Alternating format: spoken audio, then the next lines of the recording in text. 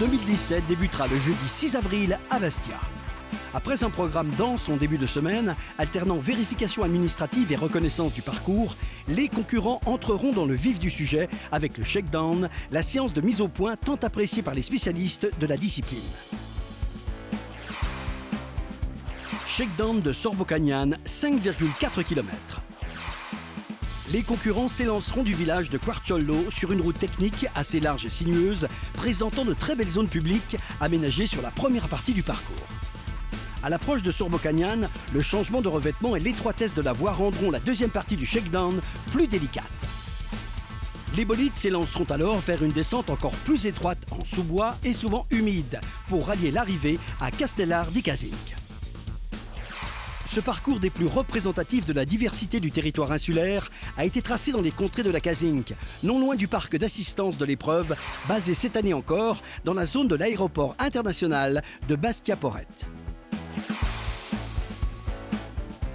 L'après-midi, les équipages se dirigeront vers Ajaccio, place Mio, où les festivités débuteront avec des séances de dédicaces, la photo des pilotes et l'incontournable cérémonie de départ, qui permettra de présenter aux spectateurs et passionnés venus du monde entier les stars du WRC, les futurs espoirs de la discipline, sans oublier les équipages insulaires qui seront de nouveau présents en grand nombre. Nous pouvons d'ores et déjà vous annoncer que le plateau sera de qualité. Top départ de cette 60e édition, vendredi 7 avril. Une journée de course accueillie dans son intégralité en Corse du Sud. Spécial 1, Pietrozelle, Albitrecce, 31,2 km.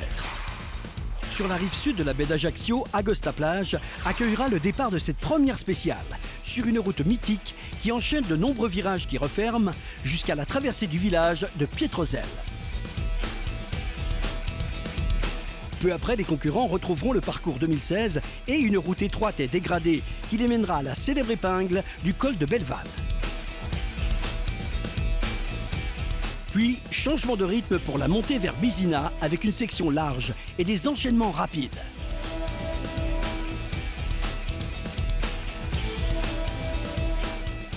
Une route beaucoup plus sinueuse et étroite avec de nombreux changements de surface les mènera jusqu'à l'épingle d'Albitrecce. Les équipages termineront avec la traversée du village d'Albitrecce et une portion encore plus délicate et très piégeuse. Sans trop de répit, les équipages enchaîneront la dernière partie de cette première section marathon.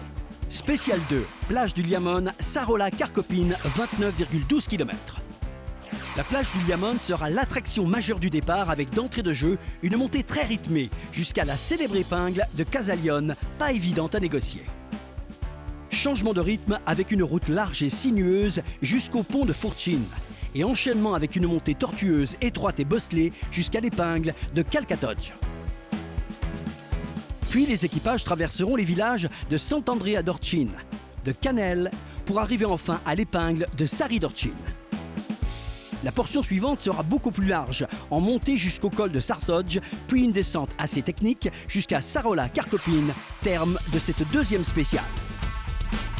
Après cette première section de 60 km, bolides et équipages s'offriront une pause à Portiche, le temps d'un regroupement et d'un changement de pneumatique, avant de repartir dans la deuxième section de la journée pour le plus grand bonheur des spectateurs. À l'issue de la 4e spéciale, une liaison conduira les concurrents jusqu'à Bastia, l'une des 3 villes-étapes du Tour de Corse. La majestueuse place Saint-Nicolas accueillera les équipages sur le podium d'arrivée de la première étape, avant une séance d'autographes qui permettra aux Bastiais d'approcher les pilotes de très près. Les concurrents rejoindront ensuite le parc d'assistance de Bastia-Porrette à Luciane pour une pause bien méritée pour les hommes et une halte technique pour leur mécanique avant l'entrée des voitures en parc fermé. Deuxième journée en Haute-Corse, samedi 8 avril. Les concurrents peaufineront les derniers réglages et chausseront leurs bolides des pneumatiques adéquats avant de quitter le parc d'assistance pour affronter cette nouvelle étape marathon avec des spéciales légèrement modifiées. Spécial 5, La Porta, Vallée di Rostine, 48,71 km. Départ près de La Porta, montée très technique vers l'église la plus emblématique de la Castaniche, puis route étroite, sinueuse et déformée par endroits, traversée de Giocatoge pour franchir le col Saint-Antoine. Une descente alternant nouveaux et anciens revêtements conduira les équipages vers Ortiporio, puis Penta Aquatel,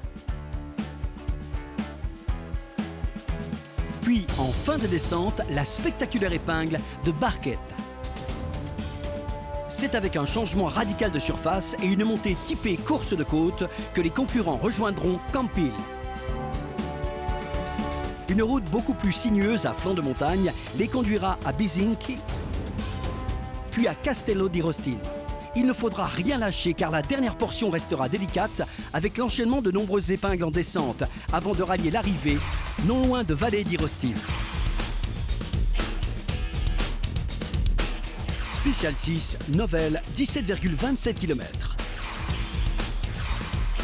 Départ à proximité de l'auberge Pietramonette sur une route très sinueuse au milieu du maquis, avec de nombreux virages qui referment et qui resteront difficiles à négocier pour rejoindre le village perché de Novelle, situé au centre de cette spéciale dont le parcours a été raccourci presque de moitié.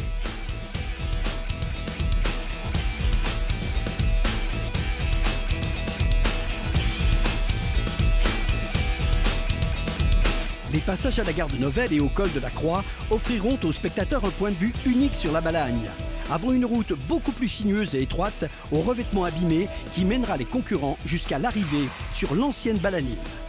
Après cette troisième section marathon, les équipages pourront enfin rallier le parc d'assistance de l'aéroport de Bastia-Porrette pour se détendre lors d'un regroupement et d'une pause mécanique, avant d'affronter la deuxième boucle.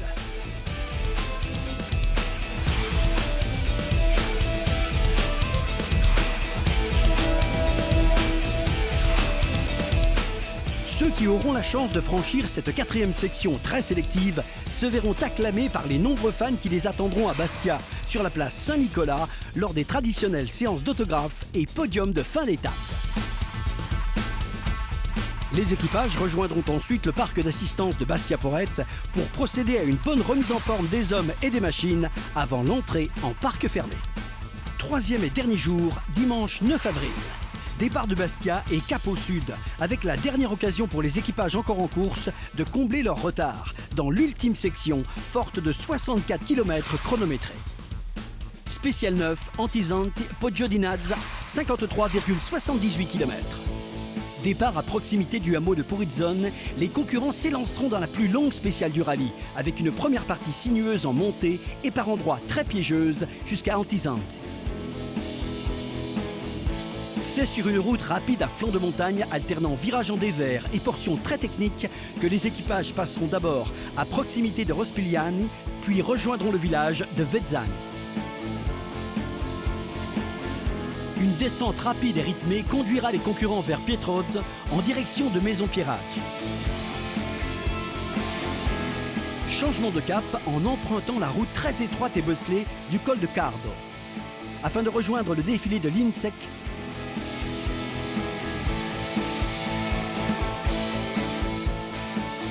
En déviant vers Lugo di Nazza, sur des portions très étroites et tortueuses qui ont été bravées par toutes les générations d'équipages des années 80.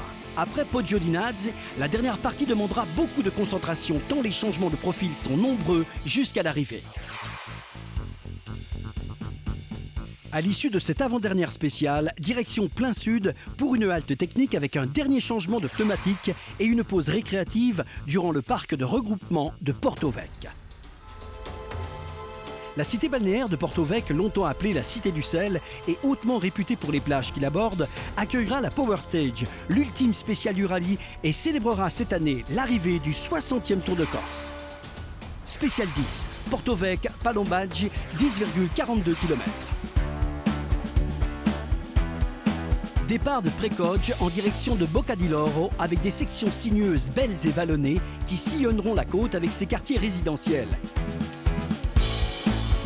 et qui surplomberont les plages de Folac, de Tamaricciu et de Palombaggi, avant de quitter cette première partie pour une section plus sinueuse et étroite au niveau de Porra, pour une succession de virages en épingle avant l'arrivée de la Power Stage.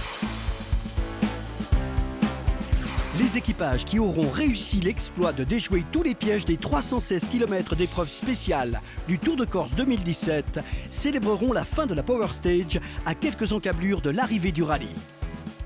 Ils se dirigeront ensuite vers le site de la cérémonie d'arrivée, au cœur de la marina de Porto-Vecchio, où de nombreux spectateurs les attendront pour prendre part à une remise des trophées haute en couleurs et avec une vue exceptionnelle sur la mer.